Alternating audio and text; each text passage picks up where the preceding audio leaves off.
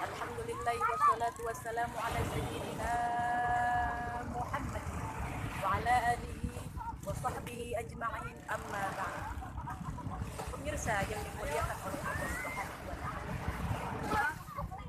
Pada kesempatan kali ini saya akan menyampaikan sebuah hadis dari baginda Rasulullah SAW mengenai kewajiban orang tua terhadap anak. Rasulullah SAW beliau pernah bersabda, man wulida lahu waladu. Barang siapa orang yang telah dikaruniai anak, maka tugas orang tua yang pertama fal yuhsin isma, yaitu kudu namain anak dengan nama yang cakep. Kenapa kita disuruh namain anak dengan nama yang bagus?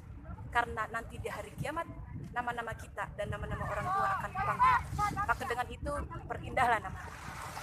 Yang kedua kata Nabi, wa ayu sina adabahu, yaitu kudu memperbaiki akhlak daripada anak.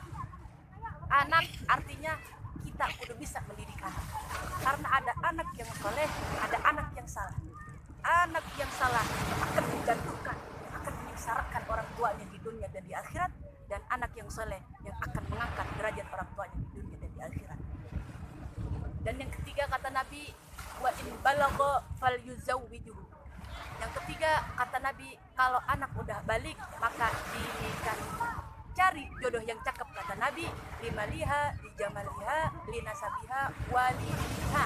Yang pertama karena hartanya, yang kedua karena kecantikannya, yang ketiga karena nasabnya, dan yang keempat karena agamanya.